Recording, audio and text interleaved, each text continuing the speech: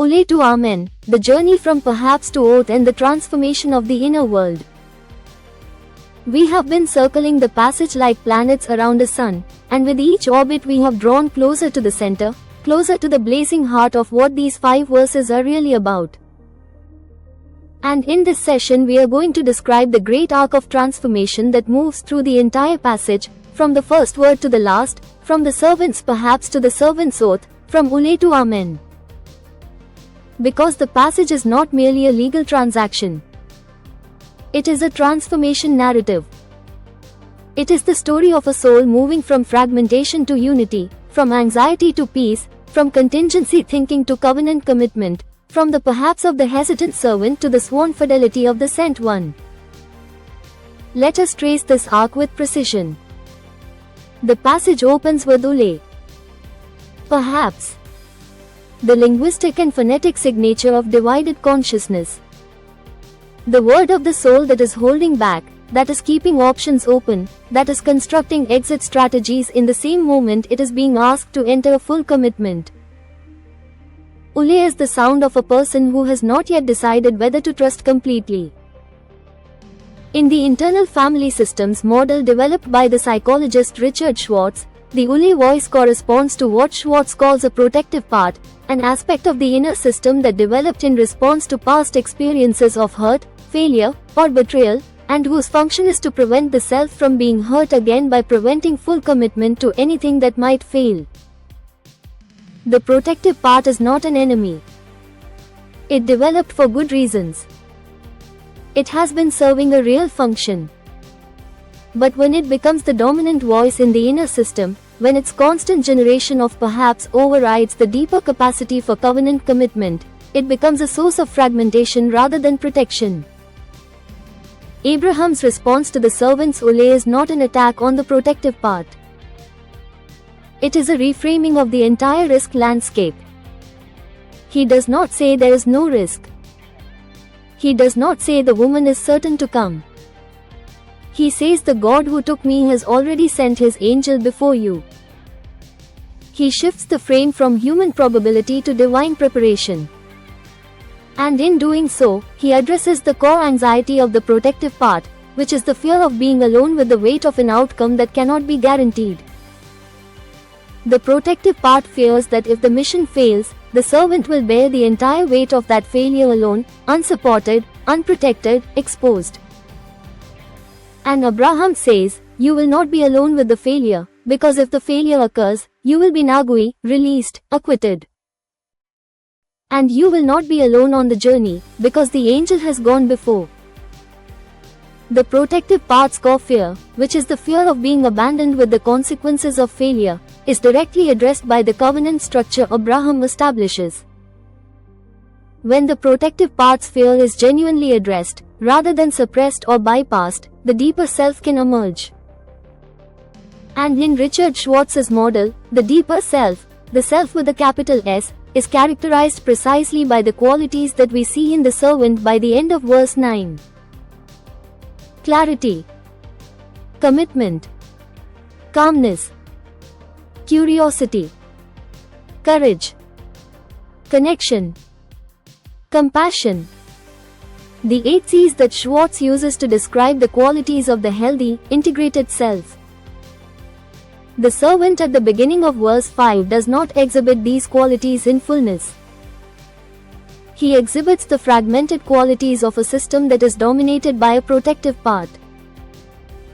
Anxiety, contingency planning, the need for an exit strategy. But the servant at the end of verse 9 has been moved, through the interaction with Abraham, into a different inner state. He places his hand.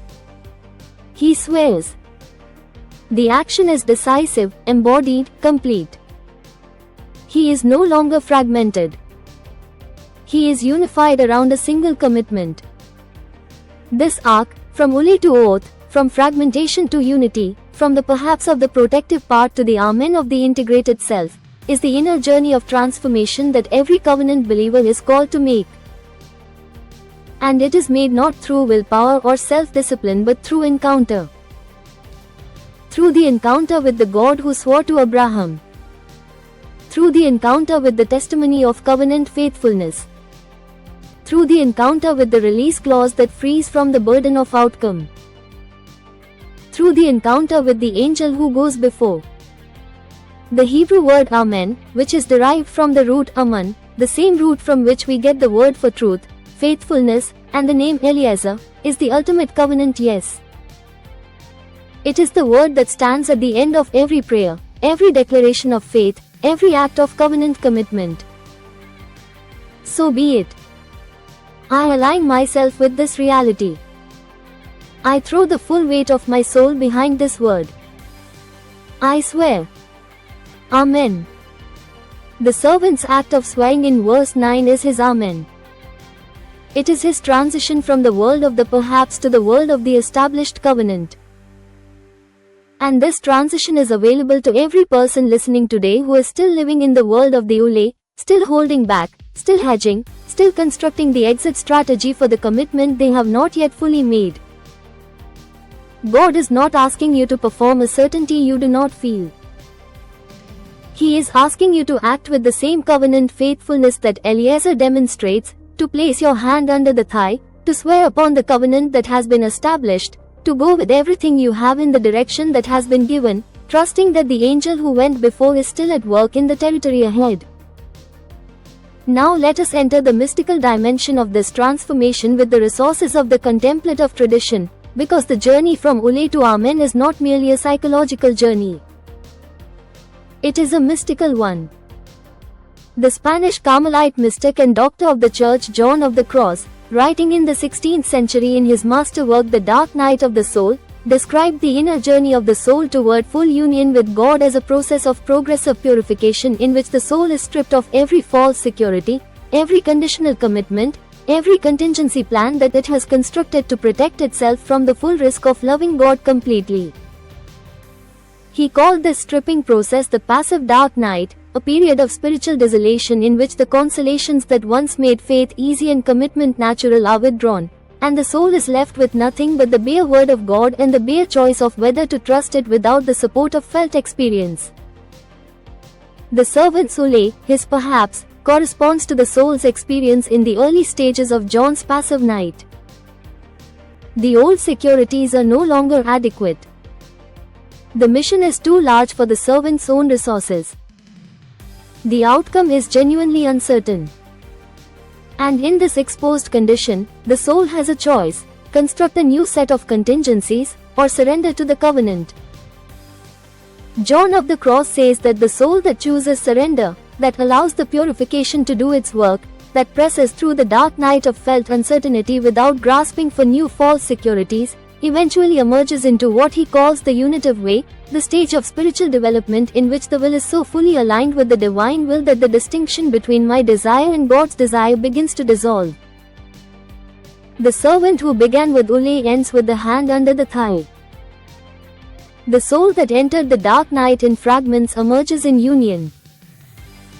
And Teresa of Avila, John's contemporary, collaborator, and fellow doctor of the Church, describes this unitive state in her interior castle as the seventh dwelling place, the innermost chamber of the soul where the divine and human wills meet and merge in the closest thing to divine union available to a creature in this life. From this place of interior unity, action flows without the fragmentation of anxiety. The servant can now go without the Ule because the inner house has been unified around the covenant commitment. Now let us enter the Kabbalistic mystical tradition and the concept of the Sephirah of Yesod, which we introduced in an earlier script, for deeper meditation on the significance of the oath in verse 9. The Sephirah of Yesod, the ninth emanation in the Kabbalistic tree of life, means foundation. It is the principle of connectivity in the divine structure, the channel through which the upper emanations flow into the lower world, the principle of covenant and continuity, the force that links the heavenly and the earthly, the invisible and the visible, the promise and the fulfillment. The Zohar associates Yesod with the sacred sign of the covenant in the flesh of the righteous, and identifies it with the spiritual function of the Tzaddik, the righteous one, who serves as the channel through which divine blessing flows into the world. When the servant places his hand under Abraham's thigh, the site of the covenant sign of circumcision, the site associated in the Kabbalistic tradition with the Sephirah of Yesod. He is, in the mystical reading, aligning himself with the foundational channel of the divine covenant structure. He is positioning himself as a vessel through which the divine blessing, the union of Isaac and Rebekah, the continuation of the covenant lineage, the eventual birth of the Messiah, will flow from heaven into earth. For the Christian reader, the resonances are immediate and profound. The Sephirah of Yesod, the foundation, the covenant channel, the connecting principle between the heavenly and earthly dimensions of reality, is fulfilled in Jesus Christ, who describes himself in the Gospel of John as the way, the truth, and the life. No one comes to the Father except through me. Christ is the Yesod of the new covenant, the foundation upon which every blessing flows from the Father to the creation. And the servant's alignment with the covenant channel in Genesis 24 verse 9 is a figure of the believer's alignment with Christ, through whom every spiritual blessing in the heavenly places flows into the life of the covenant community. Now let us enter the patristic voices that have not yet been fully heard in this series, beginning with Didymus the Blind, the 4th century head of the catechetical school of Alexandria who, despite losing his sight at the age of 4, became one of the most penetrating biblical scholars in the history of the ancient church. Didymus, in fragments of his Genesis commentary that have survived, makes an observation about the oath of the servant in verse 9 that connects it directly to what the Greek patristic tradition calls the proleptic action, the action that participates in and embodies a future reality before that future reality has been historically manifested. When the servant swears upon the covenant body of Abraham, he is, for Didymus, performing a proleptic act that reaches forward through time and participates in the covenant of the incarnation itself. His hand beneath the thigh is a proleptic touching of the flesh that will one day carry the eternal word into the world. Didymus's teacher Origen had developed this notion of proleptic participation in his Alexandrian commentaries, arguing that the prophetic actions of the Hebrew patriarchs were not merely predictive symbols that pointed to a future event from a safe historical distance. They were participatory acts that actually touched the future reality they symbolized, that were transparent to the presence of the Word who would become flesh. In this reading, the distance between Genesis 24 and the incarnation is not merely temporal. It is ontological. The covenant reality of the incarnation is already present in the act of the servant swearing upon the covenant flesh of Abraham, present in the way that the light of the sun is present in every ray that extends from it, even before the ray reaches the surface it illuminates. This is a deeply mystical reading, and it is one that the whole history of Christian Platonism, from Origen through Pseudo-Dionysius through Maximus the Confessor and beyond, has kept alive as a dimension of biblical interpretation that the more historical and grammatical traditions of biblical scholarship, however valuable, cannot by themselves access. Now let us bring all of these threads together in a direct and personal application. The journey from Ule to Amen is your journey. Every person listening today is somewhere on that arc. Some of you are still in the Ule of a calling you have been given but have not fully accepted. Some of you are in the middle of the journey, with the camels loaded and the water skins full and 500 miles of desert still ahead. Some of you are kneeling at the well, praying before you speak, waiting for the answer that the angel has gone ahead to prepare. And wherever you are on that arc, the word of God today speaks directly to you. If you are in the Ule, hear the testimony of Abraham. The God who took you has not let you go. The God who spoke to you is still speaking. The God who swore to you swore upon his own character, and his character does not change. The angel has already gone before you into the territory of your tomorrow. You do not need to manage every variable. You need to load the camels, fill the water skins, and go. If you are in the middle of the desert, hear the promise that was given before the journey began. You are not alone. You will not be abandoned with the weight of the outcome. You are carrying the full authority of the covenant master who sent you, and the full confidence of the God who goes before. The desert is not evidence of abandonment. The desert is the territory through which the route to the well must pass. If you are at the well, praying before you speak, heart beating with the uncertainty of whether the answer has been prepared, hear the word that will resound from the next chapters. Before you have finished praying, He has answered. The angel has been there before you arrived. The heart of the bride has already been prepared. What you are about to discover was arranged before you got here. This is the life of covenant faithfulness. Not the absence of the desert. Not the guarantee of easy outcomes. But the absolute certainty of the accompanying presence, the preceding angel, the swaying God who cannot change His character and who will not abandon His mission. Place your hand under the thigh today. Speak your Amen.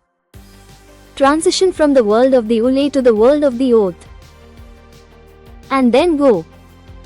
Subscribe to this channel, like this video, share it with someone who needs to move from perhaps to oath in their relationship with God. Write to us at christ4life143@gmail.com.